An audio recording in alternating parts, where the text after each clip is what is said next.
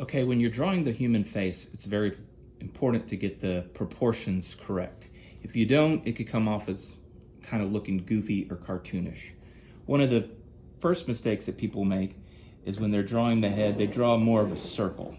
Our heads aren't shaped like a ball because we have a chin, so it's narrower here, and then the top of our head, of course, is wider. So if you draw a round head, it's going to look kind of cartoony. The other mistake that people commonly make is they put the eyes too high on the head, and that would be on the forehead if this was a real face. And then they'll put the nose halfway between the eyes and the chin, and then they'll put the mouth halfway between the nose and the chin. And so you see that looks kind of goofy and cartoony. First of all, we need to look at the shape of the head. The head's actually more of an upside down egg shape, and there's a lot of different ways of drawing the face, a lot of different ways of finding the facial proportions. And it's more important, I think, to get the proportions right than it is to get the details right. So what you want to do is you want to have a shape that's more kind of like an upside down egg shape. And I start off kind of lightly drawing my egg shape so I can get a feel for it. You're using your whole arm to draw, and you want to feel what it's like.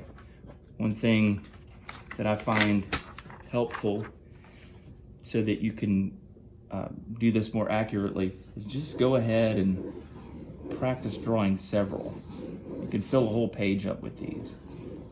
So you'll be able to do it faster and more confidently. And as with anything else in life, repetition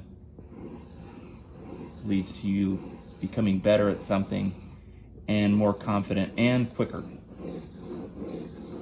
But always start out kind of light while you're finding your shape, because you can always erase, and it's easier to erase a light line than it is a heavy line. Once you kind of do several of these, then you're ready to do your face.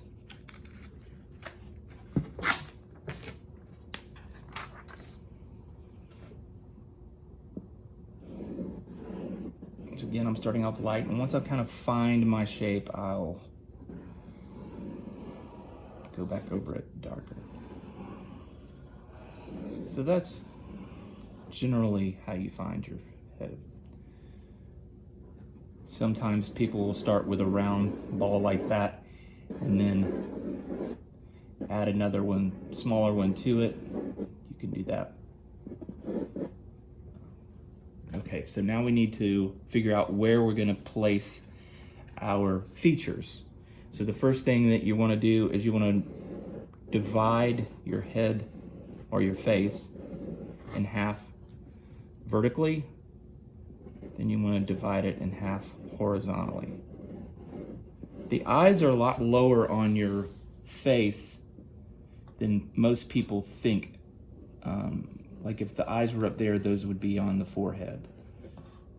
I think that the reason people have a tendency to put the eyes too high on the head is because our eyes are like the top of our body as far as we can see. You can't really see above your eyes, but you can see everything below your eyes. So we designate our eyes as being almost at the top of our bodies, kind of mentally. But your eyes are actually about halfway on that divided shape. When we're looking for where to place the eyes, we're going to take this line segment here and find about the midpoint, and then this line segment here and find the midpoint there. And that's where the middle of your eyes are going to be. Then when you're determining how wide the eyes are, think about your face as being 5 eyes wide. So if you divide this line segment up into fifths, which you don't have to do with a ruler, you can if you want to. I just kind of eyeball it, boom, boom. So my eyes are going to be about that wide. We're not going to get bogged down in how to draw the eyes and the details of the facial features. We'll do that in another video, but I'm just going to mark roughly where the size and shape of my eyes are. And you'll see also through this demonstration that it's not as important to have the details just perfect as it is to have things the right size, shape, and proportion. Next, we're going to find where to put the nose. So we're going to look at this line segment from the eyes to the chin. We're going to divide that line segment in half. And that's where the bottom of the nose goes. Also, our nose is going to be roughly the same width as the bottom of our nose is going to be roughly the same width as the space between the eyes. You also might want to look when you're looking back at the eyes and make sure that your eyes are the same distance apart as they are wide. So if your eyes are a lot wider apart than they are wide, it's going to look goofy. And if they're too close together, it's going to look a little off too.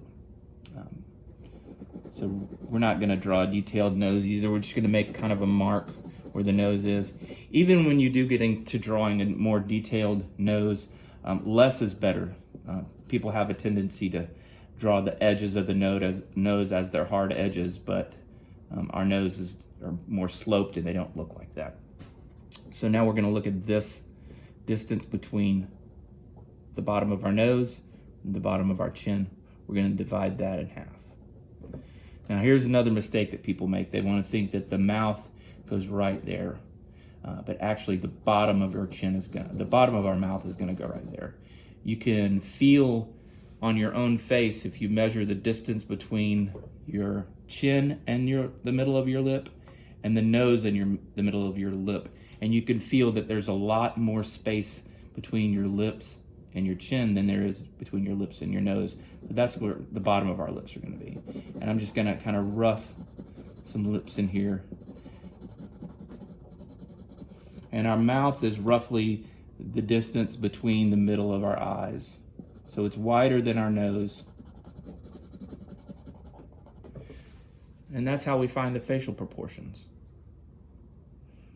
So practice this several times and get used to it. And then in another video, we will talk about the actual features of the face.